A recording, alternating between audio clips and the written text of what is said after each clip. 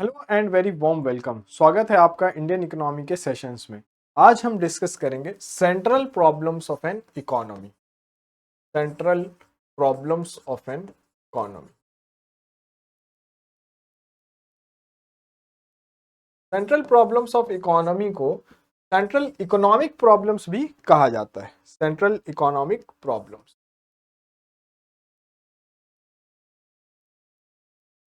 अब आइए ये समझते हैं कि ये प्रॉब्लम आती क्यों है और इसको इस तरह सेंट्रल इकोनॉमिक प्रॉब्लम या central problems of every economy क्यों कहा जाता है।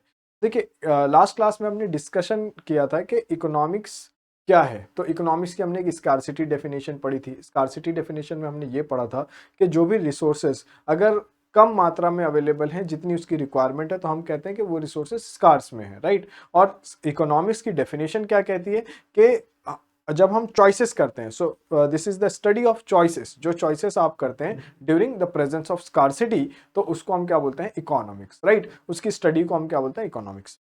फाइन। तो अब ऐसा है कि रिसोर्सेज जो हैं वो तकरीबन सारी इकोनॉमी में स्कार्स में ही अवेलेबल होते हैं। जैसे हमारी वांट्स, हमारी डिजायर्स बहुत ज़्यादा है। हमारे पास इतनी व्हीकल्स होनी चाहिए, कार होनी चाहिए, मोटरसाइकिल होनी चाहिए, राइट।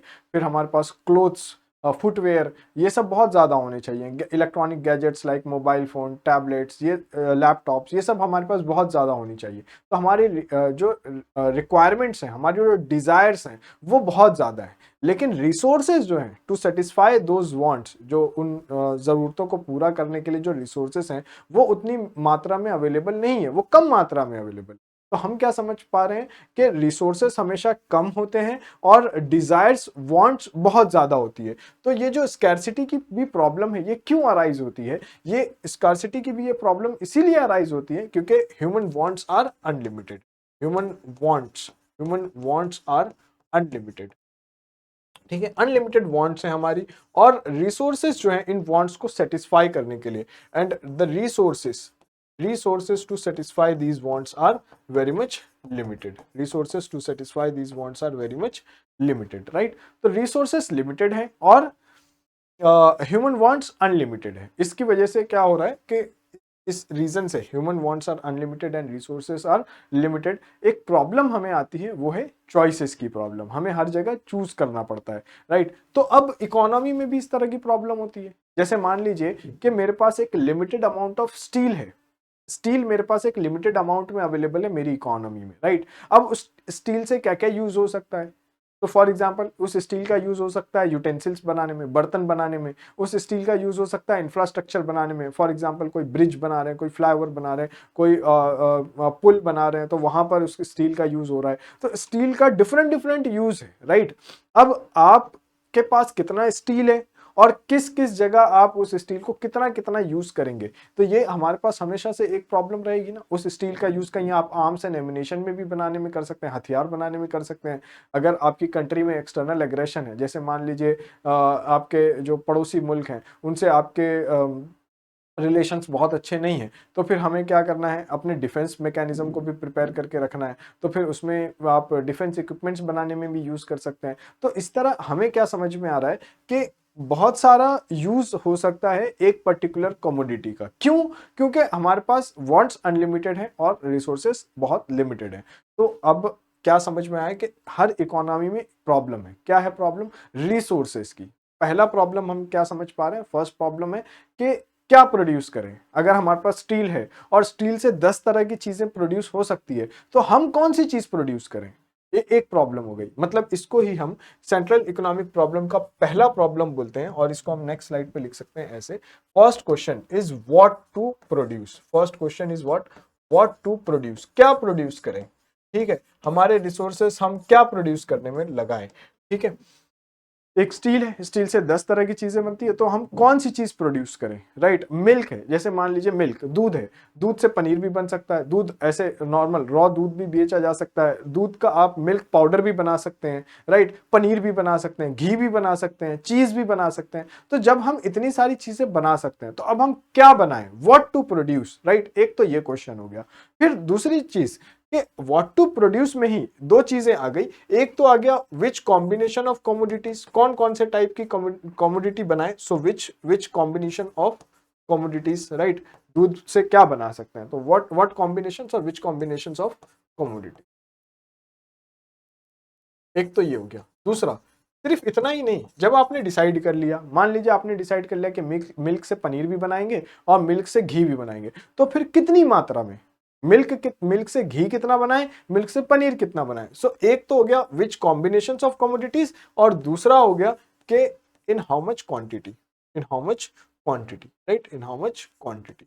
तो ये क्वेश्चन, दो क्वेश्चन हो गए, ये हर इकोनॉमी में आपको मिलेंगे। क्यों हर इकोनॉमी में मिलेंगे? क्योंकि हर इकोनॉमी के पास ये प्रॉब्लम रहेगी कि रिसोर्सेस लिमिटेड हैं और वांट्स अनलिमिटेड है। तो फिर हम कौन सी कमोडिटीज बनाएं, राइट, हम कौन सी कमोडिटीज बनाएं, ये एक प्रॉब्लम हर इकोनॉमी में होगी। ठीक है, अब जब ये क्वेश्चन है आपके पास, तो देखिए इसको सॉल्व करने का डिफरेंट डिफरेंट तरीका होता है। अभी हम सॉल्यूशन पे नहीं जा रहे, अभी हम सिर्फ ये देख रहे हैं कि कौन कौन सा क्वेश्चन है। तो पहला क्वेश्चन क्या हो गया, व्हाट टू प्रोड्यूस, क्या प्रोड्यूस करना चाहिए। ठीक है, अभी मैं इसको यहीं छोड़ रहा हूं, पहले हम सेकंड क्वेश्चन डिस्कस करेंगे। सेकंड क्वेश्चन क्या हो सकता है? सेकंड क्वेश्चन है हाउ टू प्रोड्यूस, कैसे प्रोड्यूस करें, राइट, हाउ टू प्रोड्यूस। तो मेजरली यहां पर हाउ टू प्रोड्यूस में हम बात करते हैं दो तरीकों की। एक तो होता है capital intensive method, capital intensive method, और दूसरा होता है labour intensive method, capital intensive method, और दूसरा होता है लेबर इंटेंसिव मेथड। जब हम बोलते हैं कैपिटल इंटेंसिव मेथड, यानी कि हम कैपिटल का या ज्यादा यूज कर रहे हैं, लेबर का कम यूज कर रहे हैं। जब हम बोलते हैं लेबर इंटेंसिव मेथड, तो हम लेबर का ज्यादा यूज कर रहे हैं और कैपिटल का कम यूज कर रहे हैं। अब ये क्या है लेबर और कैपिटल? कैपिटल गुड्स वो गुड्स होती हैं जिसका हम यूज करते हैं और ज्यादा गुड्स एंड सर्विसेज को प्रोड्यूस करने के लिए। मैं फिर से समझाता हूं। जैसे मान लीजिए आपके पास क्या है, एक व्हीकल है, एक कार है आपके पास, और इस कार का आप अपने कंजम्पशन के लिए इस्तेमाल करते हैं। कंजम्पशन के लिए मतलब अपनी नीड सेटिस्फाई करने के लिए। जैसे उस कार से आप कॉलेज चले गए, अपने ऑफिस चले गए, राइट, शॉपिंग मॉल चले गए, तो ये आप पर्सनल यूज के लिए इस्तेमाल कर रहे हैं, पर्सनल लेवल पर इस्तेमाल कर रहे हैं, तो ये क्या हो गया, कंज्यूमर गुड। लेकिन जब आप उसी कार को एज एन ओला, उबर या टैक्सी सर्विसेज के लिए यूज करते हैं, तो आप क्या कर रहे हैं, उस पर्टिकुलर कमोडिटी से, उस पर्टिकुलर गुड से आप और ज्यादा सर्विसेज प्रोड्यूस कर रहे हैं। You are using that car for further production of services, taxi services आप उससे प्रोड्यूस कर रहे हैं, राइट। तो जब किसी चीज से हम further production of goods and services में उसका यूज करते हैं, तो फिर उसको हम बोलते हैं कैपिटल गुड्स। जैसे अभी आप यहाँ पर ये डिजिटल बोर्ड देख पा रहे हैं, ये पेन देख पा रहे हैं, कैमरा है, यहाँ पर जितनी चीजें, ये सारी क्या है, capital goods, because they are use for further production of goods and services, right. तो इसके लिए पैसा लगता है, इसके लिए फंड लगता है, इसके लिए इन्वेस्टमेंट लगता है। तो वो पैसा, तो कैपिटल, उस पैसे को हम क्या बोलते हैं, कैपिटल। तो कैपिटल गुड्स को खरीदने के लिए जो पैसा लगता है उसको हम क्या बोलते हैं, कैपिटल। अब आप उसको फंड बोल दीजिए, इन्वेस्टमेंट बोल दीजिए, लेकिन कैपिटल गुड्स को खरीदने के लिए, और कैपिटल गुड क्यों खरीदना है, क्योंकि they are used for further production of goods and services. उससे आप और ज्यादा गुड्स एंड सर्विसेज बना पाएंगे। तो जो मशीन्स, यानी कैपिटल गुड्स का क्या मतलब हो गया, मशीन्स, और जो पैसा लगेगा उसको हम क्या बोलते हैं, कैपिटल। जो पैसा लगेगा उसको हम क्या बोलते हैं, कैपिटल। तो कोई भी प्रोडक्शन प्रोसेस नहीं होता जिसमें सिर्फ मशीन यूज हो रही है और कोई भी लेबर इन्वॉल्व नहीं है, या सिर्फ लेबर इन्वॉल्व है, कोई भी मशीन यूज नहीं है। ये डिग्री है, ज्यादा कैपिटल यूज कर लिया तो कैपिटल इंटेंसिव मेथड, मशीन्स का ज्यादा यूज है, मोर यूज ऑफ मशीन्स, तो वो हो गया कैपिटल इंटेंसिव मेथड। लेबर का ज्यादा यूज है तो वो हो गया लेबर इंटेंसिव मेथड। लेबर यहाँ एक ह्यूमन एलिमेंट है जो इन्वॉल्व होता है प्रोडक्शन प्रोसेस में, तो labour is a human, right. अब ये ह्यूमन एलिमेंट जो है ये स्किल्ड भी हो सकता है, अनस्किल्ड भी हो सकता है, ठीक है। जब हम बोलते हैं लेबर इज अ ह्यूमन, तो ये इकोनॉमी में हम कोई डिस्टिंग्विश नहीं करते, ये स्किल्ड भी हो सकता है, अनस्किल्ड भी हो सकता है, सेमी स्किल्ड भी हो सकता है, right. Skilled, unskilled, semi skilled, किसी भी तरह का इसका स्किल लेवल हो सकता है, राइट। ये हो गया लेबर, राइट।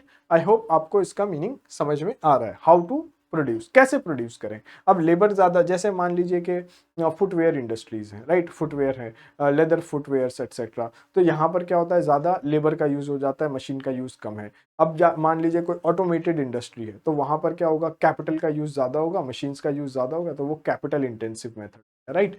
ये सेकेंड क्वेश्चन हो। थर्ड क्वेश्चन है फॉर होम टू प्रोड्यूस।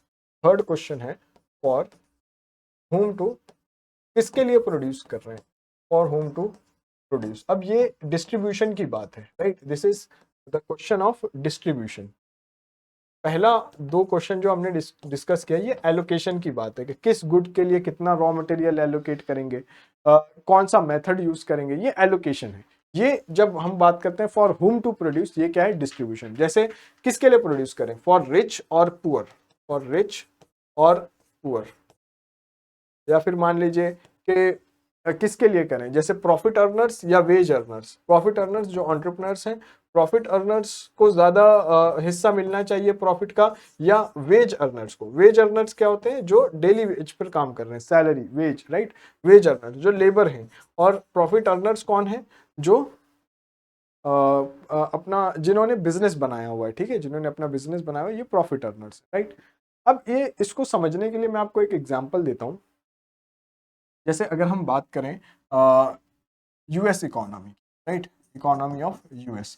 तो यूएस की इकोनॉमी में हमने क्या देखा है कि over the period of time, over a decade और 2 डिकेड, वी हैव सीन, मतलब पिछले 20 सालों में हमने क्या देखा कि इसमें जो शेयर है प्रॉफिट अर्नर्स का, प्रॉफिट अर्नर्स का जो शेयर है, यानी उनकी जो इनकम है, प्रॉफिट अर्नर्स इनकम, यहाँ हम बात कर रहे हैं दोनों के इनकम की, इनकम ऑफ प्रॉफिट अर्नर्स, ये बढ़ा है, ये बढ़ा है, इसमें बहुत ज़्यादा बढ़ोतरी हुई है। लेकिन अगर हम बात करें इनकम ऑफ वेज अर्नर्स, तो ये स्टैगनेंट है, ये मोर और लेस स्टैगनेंट है, मतलब ये रुका हुआ है, ठहराव है, इसमें स्टैगनेंट है, राइट। तो आपको ये समझ में आ रहा होगा कि क्यों फंक्शनल डिस्ट्रीब्यूशन इतना ज़्यादा ज़रूरी है। आप देखिए प्रॉफिट अर्नर्स ज़्यादा इनकी इनकम बढ़ गई, लेकिन जो वेज अर्नर्स हैं उनकी इनकम जो है वो स्टैगनेंट है। तो इसका ये मतलब है कि इनके अंदर क्या होगा, अनरेस्ट। जैसे आप देख रहे हैं ना अभी slogans like make America great again, मागा मेक अमेरिका ग्रेट अगेन, जिसकी वजह से फिर प्रेसिडेंट ट्रम्प दोबारा पावर में आए, इसको पॉपुलराइज किया उन्होंने।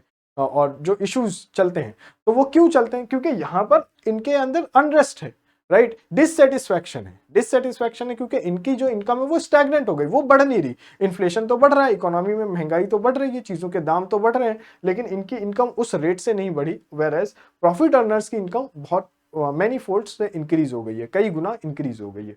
तो ये फंक्शनल डिस्ट्रीब्यूशन हो गया, राइट। जैसे मान लीजिए अभी आप देखते हैं कि महाराष्ट्र में लाड़की बहन योजना है, या और दूसरे स्टेट्स में हम देखते हैं माई सम्मान योजना, राइट, लाडो बहन योजना इन हरियाणा एटसेट्रा। सो दीज ये जो स्कीम्स हैं, इसमें हम क्या कर रहे हैं, we are keeping money in the hands of women family, मतलब जो घर की महिलाएं हैं उनको आप ये पैसा दे रहे हैं, राइट। तो ये पैसा आप किन तक पहुंचा रहे हैं, जो घर की महिलाएं हैं।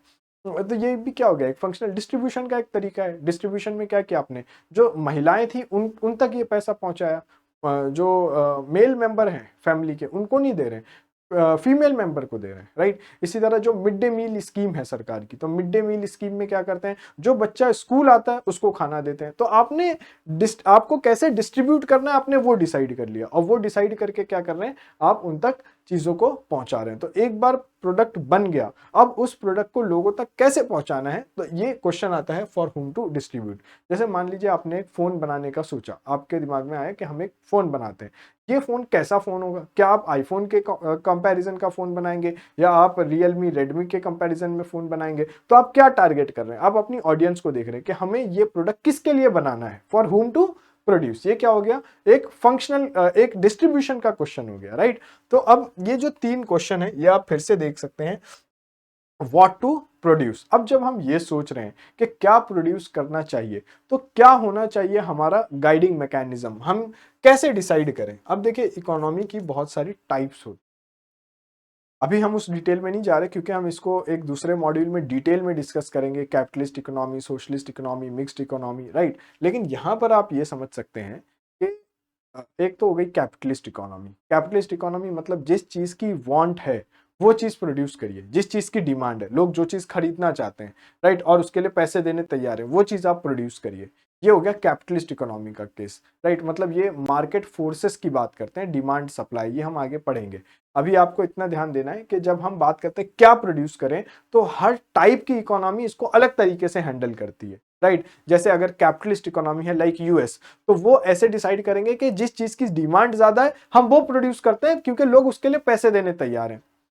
सोशलिस्ट इकोनॉमी होगी तो वो ऐसे डिसाइड करेगी कि लोगों को किस चीज की जरूरत है, वो हम डिसाइड करेंगे, हम देखेंगे और फिर हम बताएंगे कि क्या बनना चाहिए।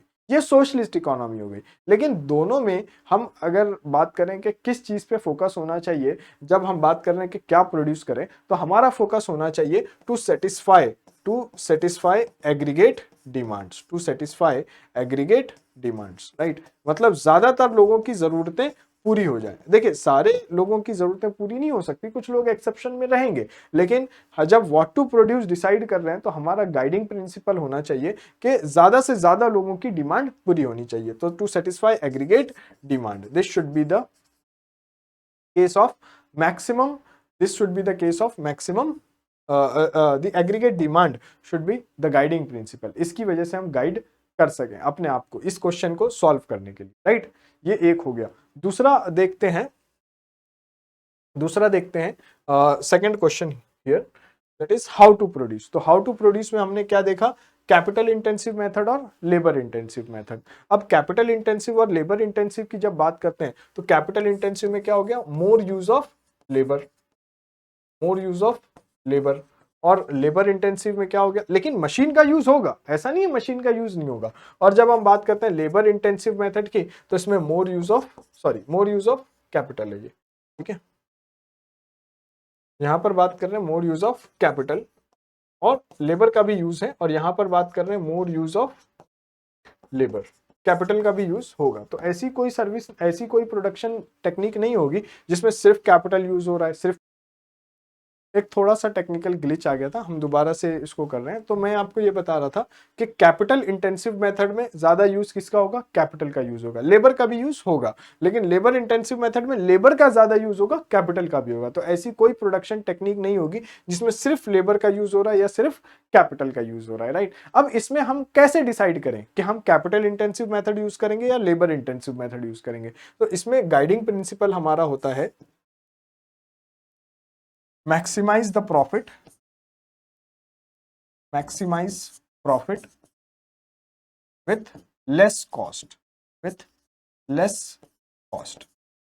और प्रॉफिट तो लेस कॉस्ट से आ जाएगा, तो हम यहां बोलते हैं maximise production with less cost, maximise production, अपने प्रोडक्शन को बढ़ाइए और उस पे आने वाले खर्च को कम कीजिए। तो अगर आपको यहाँ लग रहा है कि जैसे मान लीजिए countries like India, Bangladesh, Vietnam, अब यहाँ पर क्या है, पॉपुलेशन ज़्यादा है, लोगों के पास अनएम्प्लॉयमेंट ज़्यादा है, तो वेज रेट काफ़ी कम है, मतलब कम पैसे में भी लोग काम करने के लिए तैयार हो जाते हैं। तो इसमें यहाँ पर क्या कर सकते हैं, आप लेबर इंटेंसिव को भी प्रेफरेंस दे सकते हैं, क्योंकि एम्प्लॉयमेंट आपको जो वेज देना है वो काफ़ी कम देना है। लेकिन अगर आप इसके कंपैरिजन में बात करें डेवलप्ड कंट्रीज की, तो developed countries like for example US और यूरोप, तो यूरोप की कुछ कंट्रीज लाइक, है ना, यूरोप तो पूरा कॉन्टिनेंट है, यूरोप की कुछ कंट्रीज, अब अगर यहाँ देखें तो स्टैंडर्ड ऑफ लिविंग थोड़ा हाई है, तो लोग बहुत कम पैसे में काम करने तैयार नहीं होते। तो इसको हम क्या बोलते हैं, स्टैंडर्ड ऑफ लिविंग हाई होने की वजह से यहाँ पर क्या है, लोगों की जो वेज रेट है उसकी रिक्वायरमेंट ज्यादा है, तो मिनिमम वेज रेट यहाँ पर ज्यादा होगा। तो यहाँ पर आप कैपिटल मशीन्स का यूज कर सकते हैं as compare to labour, right. लेकिन मैक्सिमम आउटपुट प्रोड्यूस करना है, मैक्सिमम प्रोडक्शन होना चाहिए, और उस पर आने वाली लागत जो है, कॉस्ट है, वो कम होनी चाहिए। ये हमारा फोकस होना चाहिए for what, how to produce में। और फॉर होम टू प्रोड्यूस में अगेन हम किसकी बात करेंगे, मैक्सिमम एग्रीगेट सेटिस्फैक्शन की। तो ज्यादा से ज्यादा लोगों को क्या होना चाहिए, और इक्विटी की बात करेंगे हम डिस्ट्रीब्यूशन में, यानी जिसको जिस चीज की जरूरत है वो मिल जाए। तो इक्विटेबल डिस्ट्रीब्यूशन, इकोनॉमी में हम इसको क्या बोलते हैं, इक्विटेबल डिस्ट्रीब्यूशन होना चाहिए, यानी कि जिसको जिस चीज की जरूरत है उसको वो चीज मिलनी चाहिए। जैसे फॉर एग्जाम्पल मान लीजिए कि पेरेंट्स हैं, उनके दो चाइल्ड हैं, एक गर्ल चाइल्ड एक बॉय चाइल्ड, राइट। अब जनरली ऐसा होता है, देखिए अभी यहाँ पर किसी बायस को नहीं सोचना है, ठीक है, कि ये बायसेस हैं, ये इस तरह बोल रहे हैं, यहाँ पर अभी बस एग्जांपल समझने के लिए। जैसे मान लीजिए कि पेरेंट्स ने कहा कि हम बिलीव करते हैं इक्वालिटी में, और बॉय चाइल्ड और गर्ल चाइल्ड, बॉय चाइल्ड है और ये गर्ल चाइल्ड है, राइट, ये गर्ल चाइल्ड है और ये बॉय चाइल्ड है, स्पाइक्स, और ये गर्ल चाइल्ड। अब पेरेंट्स ने कहा कि हम इक्वालिटी में बिलीव करते हैं, और तो हम इनको भी क्या देंगे, इसको भी एक बैट एक बॉल का सेट, इसको भी दिया एक बैट और एक बॉल का सेट, और फिर इसको दिया टेनिस का एक रैकेट, और इसको भी दिया टेनिस का एक रैकेट, ठीक है। अब गर्ल चाइल्ड की जो प्रेफरेंस है वो क्या है, टेनिस खेलना, ना कि क्रिकेट खेलना, अभी ये मतलब इस कॉन्टेक्स्ट में, ठीक है। अदरवाइज अभी तो आपने देखा है कि इंडियन विमेन टीम भी जो है वो वर्ल्ड कप जीत चुकी है। लेकिन अभी मान लीजिए, तो इन अब क्या होगा कि जब आप बोल रहे हैं कि आप इक्वालिटी में बिलीव करते हैं, तो फिर आप क्या करेंगे, आपने इन दोनों को बैट बॉल और टेनिस दिया। जब आपने इनको दे दिया तो इन्होंने आपस में क्या किया, एक्सचेंज शुरू किया, और दोनों बैट बॉल इनके पास आ गए और दोनों टेनिस रैकेट इनके पास आ गए, राइट। गर्ल चाइल्ड के पास दोनों टेनिस रैकेट आ गए और बॉय चाइल्ड के पास दोनों सेट चला गया बैट बॉल का। तो इससे ये समझ में है कि ये इक्विटेबल डिस्ट्रीब्यूशन नहीं किया था आपने, आपने इक्वालिटी में बिलीव किया। लेकिन इक्वालिटी से पहले हमें क्या करना है, इक्विटी अप्लाई करना है। इक्विटी का क्या मतलब होता है, पहले जिन जिन लोगों को जिस चीज की जरूरत है वो दीजिए, है ना, और जो लोग पीछे रह गए हैं पहले उनको बराबर पर लाइए। इस तरह का डिस्ट्रीब्यूशन कैसा होता है, इक्विटेबल डिस्ट्रीब्यूशन। तो जब हम बात करेंगे फॉर होम टू प्रोड्यूस, तो इसमें हम ख्याल रखेंगे इक्विटेबल डिस्ट्रीब्यूशन का। तो किसी भी इकोनॉमी में 3 क्वेश्चन हमेशा रहेंगे, इसलिए हम उसको बोलते हैं सेंट्रल इकोनॉमिक प्रॉब्लम्स। वो 3 क्वेश्चन क्या है, पहला क्वेश्चन तो ये है कि क्या प्रोड्यूस करें, ठीक है। एक पर्टिकुलर रॉ मटेरियल से बहुत सारी चीजें बन सकती हैं, तो हम क्या बनाएं, राइट। जैसे मान लीजिए मेज है, भुट्टा, मकई, मकई से बहुत सारी चीजें बन सकती हैं, पॉपकॉर्न भी बन सकता है, मकई से ये कॉर्नफ्लेक्स भी बन सकता है, तो आप बहुत सारी चीजें बना सकते हैं। अब आप क्या बनाएं, और फिर क्या बनाएं, तो कितना रिसोर्स किसके लिए हम अलॉट करें, ये भी एक क्वेश्चन है। तो व्हाट टू प्रोड्यूस में आ गया। अब इसमें आप क्या देखेंगे, मैक्सिमम एग्रीगेट सेटिस्फैक्शन। अगर कॉर्नफ्लेक्स बहुत ज्यादा खाया जाता है तो ठीक है, कॉर्नफ्लेक्स के लिए ज्यादा रिसोर्सेज चले जाएंगे, और अगर पॉपकॉर्न खाया जाता है तो पॉपकॉर्न के लिए बहुत सारे रिसोर्सेज चले जाएंगे, राइट। ऐसे डिसाइड करना है। फिर हाउ टू प्रोड्यूस, तो इसमें तो आपने देखा कि हमें प्रोडक्शन बढ़ाना है और प्रोडक्शन की कॉस्ट को कम रखना है, राइट। और तीसरा क्वेश्चन है फॉर होम टू प्रोड्यूस, इसमें क्या होना चाहिए, इक्विटेबल डिस्ट्रीब्यूशन, ताकि ज्यादा से ज्यादा रिसोर्सेस कुछ ही लोगों तक महदूद ना रह जाएं, राइट। ये इसे हम समझने की कोशिश करेंगे। तो ये 3 टाइप के क्वेश्चन हो गए। अब इसमें कुछ और कॉन्सेप्ट हैं, जैसे मार्जिनल अपॉर्चुनिटी कॉस्ट क्या है, कैसे कर्व बनता है ना। ये कुछ टॉपिक्स हम फिर नेक्स्ट वीडियो में करेंगे। Thank you very much, take care, bye bye.